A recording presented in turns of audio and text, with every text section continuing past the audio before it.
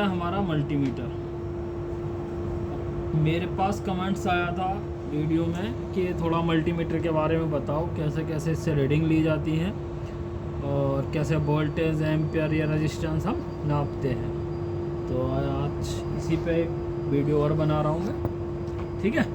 तो अब ये इस समय ऑफ कंडीशन में है, ठीक।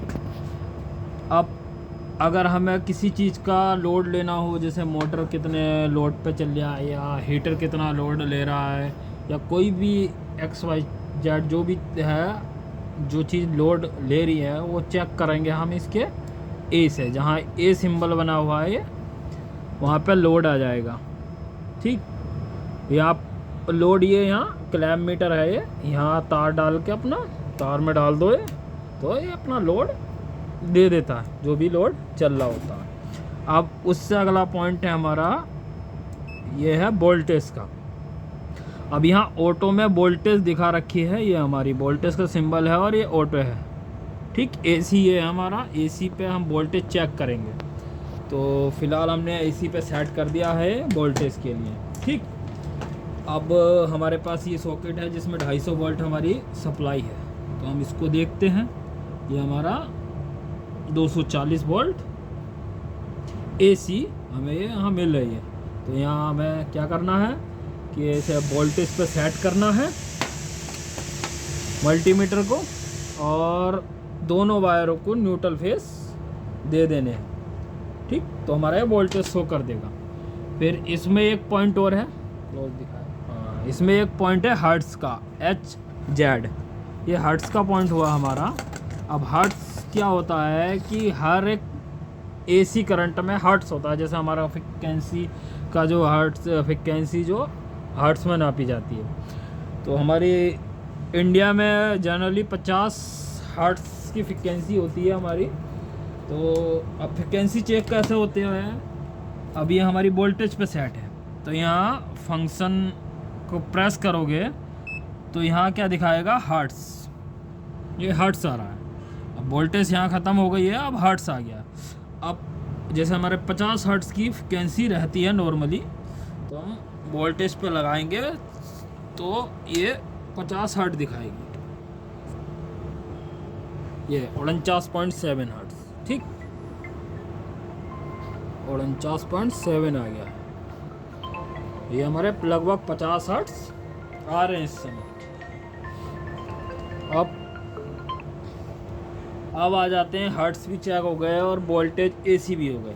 अब हमें DC पे सिंबल जो एरो बनना है हमारा, एरो डॉट डॉट, तो ये हमारा वोल्टेज बताएगा DC का, और हमारा डिस्प्ले भी शो होगा DC और यहाँ वोल्टेज, ठीक।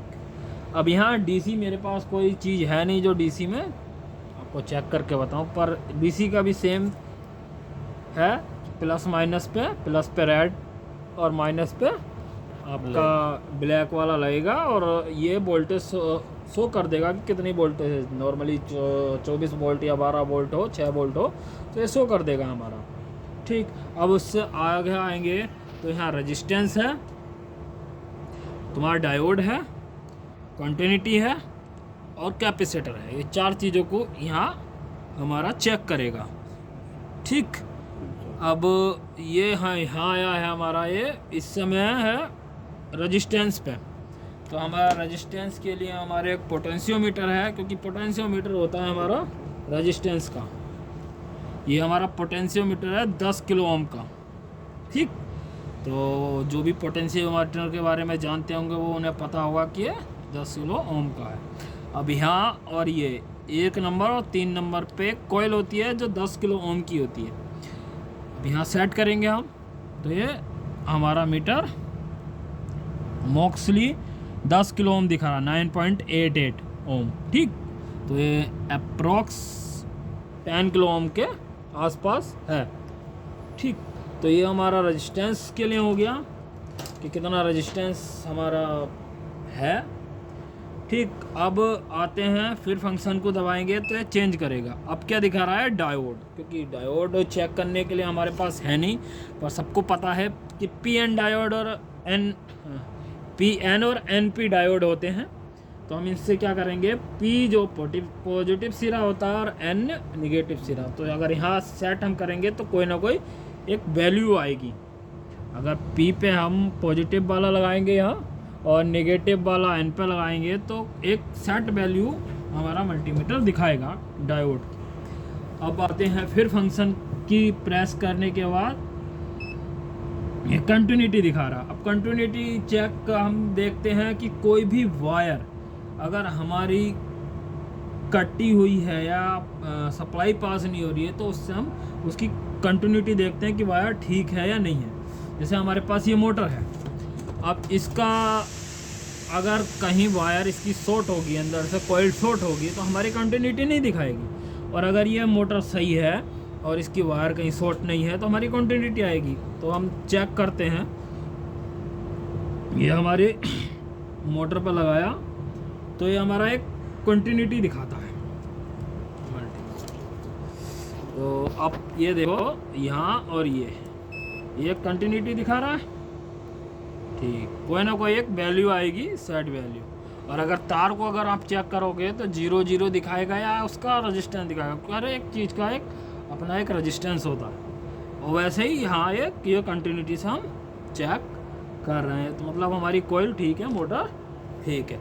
और इसी से ही ग्राउंड भी चेक हो जाता है कि अगर कोयल बॉडी से अर्थ होगी तो यहाँ कोई ना कोई वैल्यू आएगी, OL नहीं आएगा लिखा हुआ। अगर OL आ रहा है तो इसका मतलब कि हमारी कोयल बॉडी से शॉर्ट नहीं है, हमारी मोटर ठीक है, ठीक। ये कंटिन्यूटी से चेक होती है ये इसकी बॉडी, अगर आप बॉडी अर्थ है तो कोयल हमारी बॉडी से अर्थ है तो। अब अगला पॉइंट आता है हमारा, हाँ ये है हमारा कैपेसिटर के लिए। अब जैसे हमारा पंखे में या मोटर में सिंगल फेस की जितनी भी मोटर हो या पंखे हो, इनमें सब कैपेसिटर का यूज करते हैं। तो हमारे पास ये 4 MFD का कैपेसिटर है जो कि हम पंखे कूलर में, ज़्यादातर कूलर में यूज करते हैं, पंखे में ये नहीं यूज होता, पंखे में छोटा यूज होता है इससे। तो हमारा 4 का है। अब इसको देखते हैं ये कितने का आता है। तो हमारा ये हमने लगाया तो ये 4.16 UK फैरेड का हमारा कैपेसिटर है जो कि हमारा 4 का है। तो ऐसे इसकी रीडिंग चेक हो जाती है। ये अपना दोनों तारों को ब्लैक और वाइट से, ब्लैक और रेड से मिलाओ और ये अपना कुछ समय बाद एक रीडिंग देता है। इससे ये पता चलता है कि अपना ये हमारा कैपेसिटर वीक हुआ है या नहीं वीक हुआ है, ठीक। ये तो हम वीक में चेक करते हैं कि भाई कैपेसिटर वीक हो गया तो चेंज करना पड़ेगा, या मोटर लोड, जब मोटर अगर लोड नहीं उठा पा रही है तो कैपेसिटर वीक होने की संभावना ज़्यादा होती है सिंगल फेस में। अब हमारा ये हार्ट्स जो कि मैंने बता दिया है पहले कि भैया अपना सप्लाई पे डायरेक्ट लगाओ तो हार्ट्स दिखा देता है, ठीक। अब आते हैं हम डिग्री सेंटीग्रेड मतलब टेम्परेचर पे। तो जनरली टेम्परेचर पे ये वायर यूज़ नहीं होती है हमारी, तो इसे निकाल देते हैं। अगर हम टेम्परेचर ही लेना चाहें तो टेम्परेचर के लिए हमारे पास एक मल्टीमीटर में एक्स्ट्रा वायर देते हैं जो कि ये होता है, जिसके 2 पॉइंट्स होते हैं, एक ब्लैक एक रेड, एंड इधर से ये जॉइंट होता है एज ए थर्मोकपल की तरह, जैसे थर्मोकपल में जॉइंट होते हैं उसका एक रेजिस्टेंस होता है वैसे ही। अब इसको कॉमन में ब्लैक लगाओ और हमारा ये यहाँ लगेगा, 2 ही पॉइंट हैं इसके। अब ये निश्चित टेम्परेचर दिखाएगा जो टेम्परेचर है। अब इससे अगर हम टेम्परेचर बढ़ाना है तो क्या करना है हमें, इस पॉइंट को जो भिड़ा हुआ पॉइंट है इस पर टेम्परेचर देना है। तो जैसे जैसे इसका टेम्परेचर बढ़ता रहेगा ये अपना टेम्परेचर दिखाता रहेगा। इस समय ये मेरा बॉडी टेम्परेचर दिखा रहा है 35, ठीक। और ये इस समय इसका टेम्परेचर दिखा रहा है जो हमारी एसएस की सीट है 21 का। काफ़ी ये ठंडी है, इस समय ठंड चल रही है तो ये सीट हमारी ठंडी हो जाती है। तो इस समय ये इसका टेम्परेचर दिखा रहा है जो मैंने इसे टच कर रखा है, ठीक। और मैं इसे हाथ में पकड़ूंगा तो ये मेरा बॉडी टेम्परेचर दिखाएगा। यहाँ 25 से ये 32 हो गया है। ये हीटर तो है नहीं जो मैं इसमें हीटर पर लगा के दिखाऊं, पर इससे आप समझ गए होंगे। ओके, तो और कुछ है नहीं इसमें, बस यही चीज़ है जो आप चेक कर सकते हो।